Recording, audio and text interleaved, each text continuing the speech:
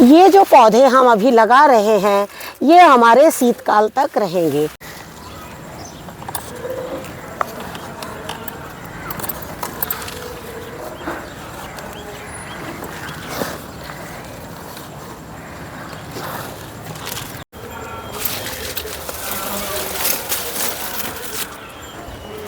नमस्कार दोस्तों, स्वागत है आपका हमारे इस YouTube चैनल में।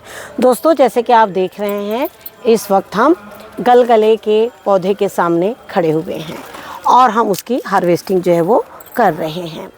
ये गलगले के पौधे जो हैं हमने काफ़ी पहले लगाए थे और इसने पूरी गर्मियों में एक एक दो दो फल जो हमें देते रहे, क्योंकि इस साल बहुत ज़्यादा तेज़ गर्मी थी, इसलिए इनके जो फल थे वो बहुत ज़्यादा ना होकर कम हुए, लेकिन होते रहे। लेकिन जिस तरह से आप देख रहे हैं अभी कि अब इसमें एक बारिश मिली है और कुछ मौसम ठंडा होते ही ये जो है आपके फलने शुरू हो गए हैं। और जैसे बोलते हैं ना कि इनका पॉलिनेशन करना है और ये हो नहीं रहे हैं, हम आपको एक चीज़ ये बताना चाहेंगे, हम कभी भी गलगले का, तोरई का हैंड पॉलिनेशन नहीं करते हैं, वो खुद ही पॉलिनेट हो जाते हैं। क्योंकि देखिए ऐसा है कि अगर हम हर पौधे का, हर फल का पॉलिनेशन अगर करेंगे तो सारी सब्जियों को हम नीचे कितना लगाएंगे। तो हम आपसे यही कहना चाह रहे हैं कि ऐसी सब्जियों को बिल्कुल अपने टेरेस में लगाइए और इनके बीजों को समय समय पर जैसे जैसे आपको कंटेनर में जगह मिले आप लगाते जाइए। जैसे कि हमने ये पौधा जो था वो फरवरी के शुरू में ही लगा दिया था और इसने हमें मार्च लास्ट और अप्रैल फर्स्ट वीक से फल देना शुरू कर दिया था। कि ये जो पौधा हमने लगाया है ये पौधा हमारा शीतकाल तक जाएगा। वजह कि ये जो पौधे को हमने फरवरी में लगाया है तो ये पौधा क्या होगा, अभी बारिश तक के फल देगा और उसके बाद में इसका जो फल है वो थोड़ा कम हो जाएगा। लेकिन ये जो पौधा हम अभी जून में लगा रहे हैं, जो पौधे हम जून में तैयार कर रहे हैं, ये हमें अगस्त से फल देना शुरू करेंगे। तो अगस्त के बाद ये काफ़ी लंबा जाएंगे। और तोरई की और नेनुए की एक खासियत होती है, जैसे ही शीत आना शुरू होगी, शीत का मतलब है बारिश ख़त्म होके जब हल्का ओस आना शुरू होगा तो इनमें जो फल है वो बहुत ज़्यादा आते हैं। तो आप अभी 2-3 तरह की तोरइयाँ लगा सकते हैं।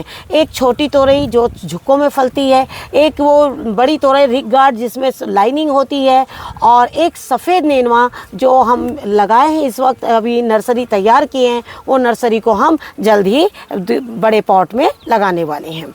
आप इस तरह की सब्जियों का ज़रूर चुनाव करिए और आप उन्हें लगाइए। हम मार्केट में जब तोरई देखते हैं गर्मी के दिनों में तो हम सोचते हैं वो हमारे घर में भी हो जाए, लेकिन वो नहीं होने की वजह होती है कि हम बेलों को इस तरह ऊपर चढ़ा देते हैं और वो बेलें जो हैं, जो फूल है, वो दोपहर की गर्मी में तब जाते हैं और वो फल जो है वो नहीं बना पाते हैं। तो देखिए, हम आपसे बार बार यही कहना चाहेंगे कि जब भी तोरई, खीरा, ककड़ी, लौकी, ये जितनी भी बेलें हैं गर्मियों में उन्हें आपस में नीचे की ओर दबा कर रखिए और बारिश के मौसम में बेलों को जितना आप ऊपर लेकर जाइए। हम आपसे यही कहना चाहेंगे, जिन जिन के पास कंटेनर्स खाली नहीं हैं वो छोटे छोटे पॉलीथीन बैग में सारे सीड्स को लगा लें और ये महीना जो पुरानी सब्जी ले रहे हैं लेते रहिए और अगले महीने कम से कम उस पॉलीथीन बैग के सारे पौधों को बड़े कंटेनर्स में शिफ्ट कर दीजिए। और इस तरह से तोरई है, झींगी है और गलकी है, वो आप लेते रहिए। अगली सब्जी है हमारे करेले। आप जैसे देख रहे हैं कि करेले जो हैं वो गर्मी में पूरे ख़त्म हो चुके थे, लेकिन ये फिर से हमारे जो करेले हैं वो अच्छे हो गए हैं। हम सभी सब्जियों को पहले बीजों के लिए तैयार कर लेते हैं, क्योंकि इसमें जो है हमारे छोटे करेले भी हैं, देसी करेले जो हमने इसमें लगाए थे, वो करेले हमारे काफ़ी बड़े नहीं होंगे। जैसे ये करेले जो हैं वो बड़े नहीं होते हैं, ये छोटे ही रहेंगे। और जो बड़े करेले हैं वो भी हमने लगाए हैं, लेकिन उनको वो थोड़ा 1 महीने बाद से हमें फल देना शुरू करेंगे।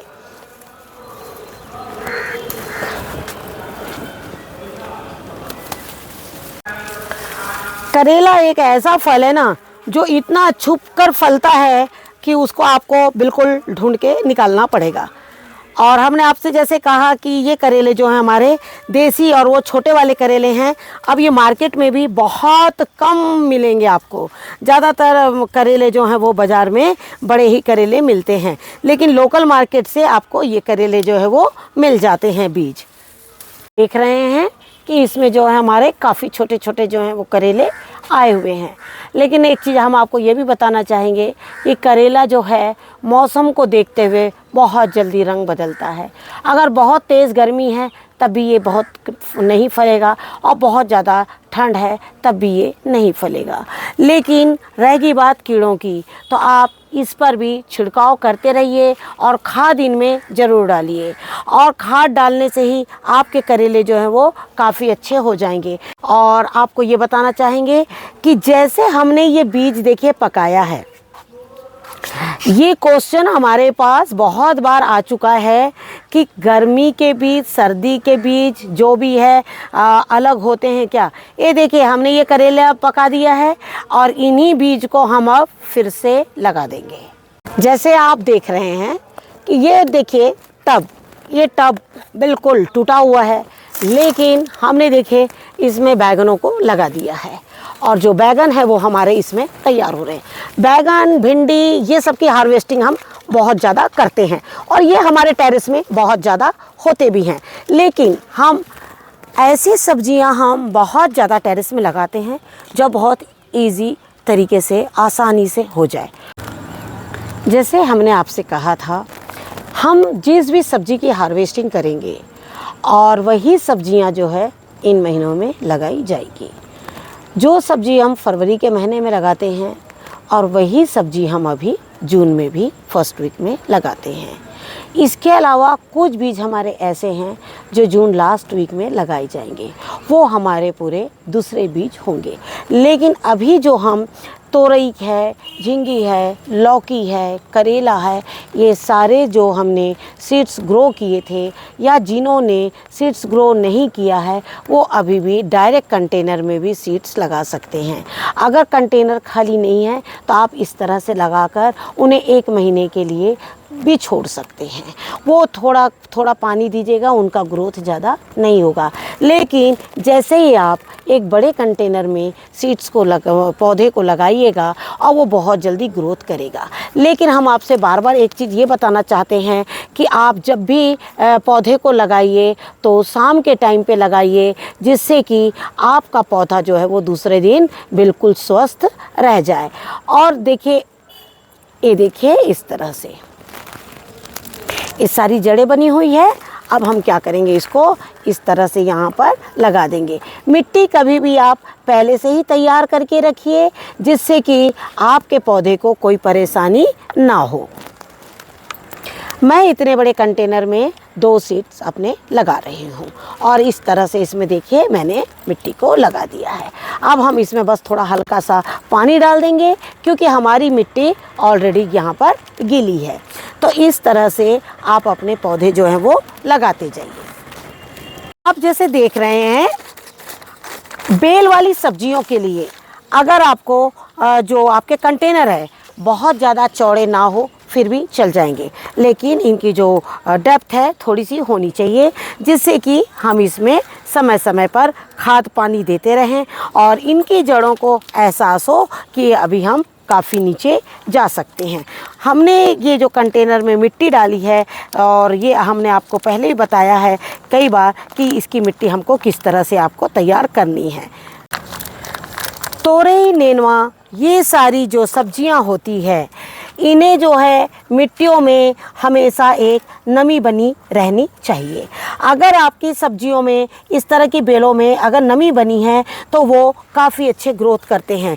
और आपको एक चीज़ ये बता दें, हम ज़्यादातर आपको ऐसी सब्जियां बहुत ज़्यादा बताते हैं जो सिर्फ़ और सिर्फ गोबर की खाद में ही तैयार हो जाती है। क्योंकि देखिए, गोबर की खाद का हम इसलिए आप लोग को बताते हैं कि जो हमारे टेरेस गार्डनिंग में हर तरह के लोग हैं, तो उनको क्या होता है, गोबर की खाद जो है वो बहुत आसानी से मिल जाती है। लेकिन जिनको ये सुविधा ना हो तो हम उनसे ये कहना चाहेंगे कि वो जो है वर्मी कंपोस्ट का यूज़ कर सकते हैं। लेकिन अगर फिर भी बिल्कुल भी गोबर की खाद ना मिले तो आप कम से कम उसमें खली का पानी जो है वो ज़रूर डालिए। खली का पानी डालिए और कुछ सब्जियां अगर आपके गार्डन में ज़्यादा होती है तो उन्हें काट लीजिए, पत्तों को भी काट लीजिए और सभी को काट कर और साइड में किनारे में आप इस तरह से यहाँ पर डाल दीजिए, जिससे कि इसमें एक नमी बनी रहे। तोरई का जो पौधा होता है, ये तोरई है, और जो तोरई का जो पौधा होता है वो बहुत ज़्यादा नमी मांगता है। कि आपने देखा कि जब हमने इन सारे सीड्स को लगाए थे तो आप लोगों के साथ में हमने वीडियो शेयर किया था। ये वही पौधे हैं जो देखिए इतने बड़े हो चुके हैं। और हम आप लोगों से यही कहना चाहेंगे, जिन्होंने नहीं लगाया है वो अभी भी करेले हैं, गलकी हैं, लगा दें। हमने आपसे कहा था कि हम एक पौधा, एक सीड, एक कंटेनर आपको ज़रूर बताएंगे। जो लोग नए होते हैं उन्हें बिल्कुल भी गार्डनिंग के बारे में पता नहीं होता है कि हम कौन सा पौधा कैसे लगाएं। तो आप हमारा जो हमने सीड्स लगाए हैं वो वीडियो एक बार ज़रूर देखें कि हमने कैसे लगाया है।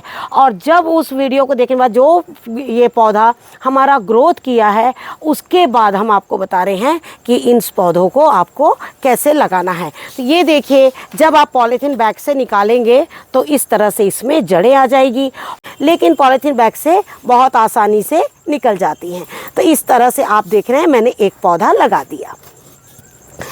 अब आप देखिए, ये जो सीड्स हैं ये मैंने अपने पौधे से अभी आप लोगों के सामने निकाला है। वो देखिए ये है।